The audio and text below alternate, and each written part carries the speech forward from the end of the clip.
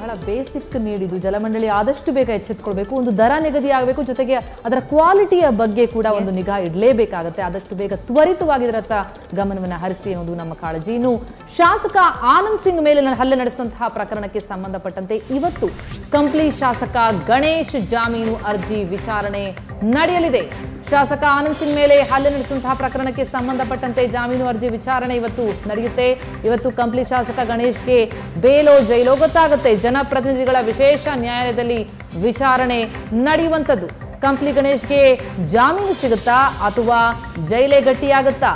ಜನಪ್ರತಿನಿಧಿಗಳ ವಿಶೇಷ ನ್ಯಾಯಾಲಯದಲ್ಲಿ ಇವತ್ತು ವಿಚಾರಣೆ ಇರುವಂತದ್ದು. ಹರ್ನಿಯಾ ಸಮಸ್ಯೆಯಿಂದ ಬಳಲ್ತಾ ಇದ್ದಾರೆ ಶಾಸಕ ಕಂಪ್ಲಿ ಗಣೇಶ್. ಕಂಪ್ಲಿ ಗಣೇಶ್ಗೆ ಇವತ್ತು ಹಾಗಿದ್ರೆ ಜಾಮೀನು ಸಿಗುತ್ತಾ ಅಥವಾ ಜೈಲೇ ಗಟ್ಟಿಯಾಗುತ್ತಾ? ಹರ್ನಿಯಾ ಸಮಸ್ಯೆಯಿಂದ ಬಳಲ್ತಾ ಇರುವಂತಹ ಶಾಸಕ ಕಂಪ್ಲಿ ಗಣೇಶ್ ವಿಕ್ಟೋರಿಯಾ ಜೈಲು ವಾರ್ಡ್ನಲ್ಲೇ ಚಿಕಿತ್ಸೆಯನ್ನ ಪಡೆದುಕೊಳ್ತಾ ಇದ್ದಾರೆ. ಆ ಚಿಕಿತ್ಸೆಯನ್ನ ಮುಂದುವರಿಸುವಂತಹ ಸಂದರ್ಭ ಬರುತ್ತಾ ಅಥವಾ ಬೇಲ್ ಸಿಗುತ್ತಾ ಅನ್ನುವಂಥದ್ದು ಕುತೂಹಲ. ಗಣೇಶ್ಗೆ ಆಪರೇಷನ್ ಮಾಡುವಂತೆ ಕೂಡ ಸಲಹೆಯನ್ನ ಕೊಟ್ಟಿದ್ದಾರೆ ವೈದ್ಯರು.